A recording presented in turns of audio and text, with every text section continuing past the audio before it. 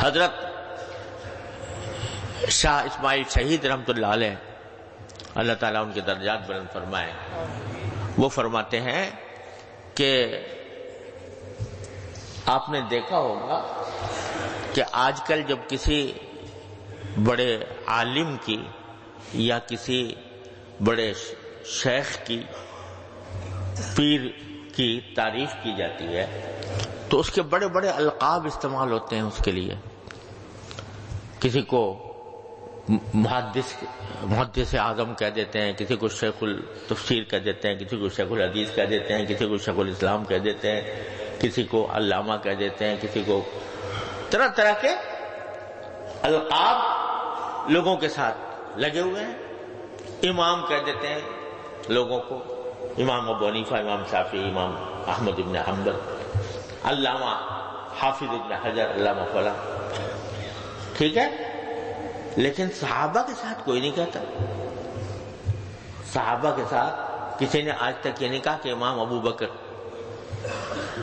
یا کسی نے یہ کہا ہو کہ علامہ ابو بکر، یا کسی نے کہا ہو شیخ التفسیر ابو بکر، یا شیخ الحدیث ابو بکر، یا شیخ الاسلام ابو بکر، نہ حضرت عمر کے ساتھ اور نہ دوسرے صحابہ کرام کے ساتھ. وہاں یہ القاب ہی نہیں چلتے. کیوں؟ اس لیے کہ تم جب ان کا نام لیتے ہو اور ساتھ میں رضی اللہ عنہ کہہ دیتے ہو تو اس کے معنی یہ کہ وہ صحابی ہیں، ہے نا؟ جب صحابی کہہ دیا تو سبھی کچھ کہہ دیا. جب صحابی کہہ دیا تو سبھی کچھ کہہ دیا، کیونکہ حاجت مشاطہ نیس روئے دلا رام را. جس کا چہرہ ہی خوبصورت ہو اس کو میک اپ کرنے کی ضرورت نہیں ہوتی، سنگھار کرنے کی ضرورت نہیں ہوتی.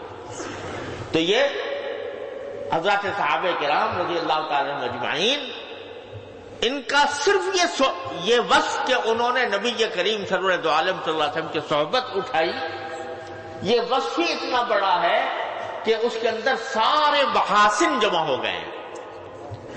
جب صحابی کہہ دیا یہ صحابی ہے تو بس کیا مانا کہ اس کو کہہ دیا کہ یہ ولی اللہ کا ولی بھی ہے، یہ عالم بھی ہے، یہ فقیہ بھی ہے، یہ حدیث کا راوی بھی ہے، یہ عادل بھی ہے، اور سبھی کچھ ہے.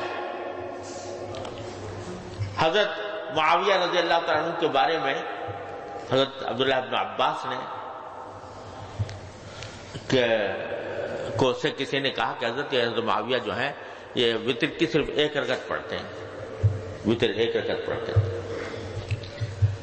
تو حضرت عبداللہ بن عباس نے جواب میں کہا دعہ فإنہ صاحب رسول اللہ صلی اللہ علیہ وسلم. ارے چھوڑو بھی، کیا باتیں کر رہے ہو، وہ صحابی ہے رسول اللہ صلی اللہ علیہ وسلم.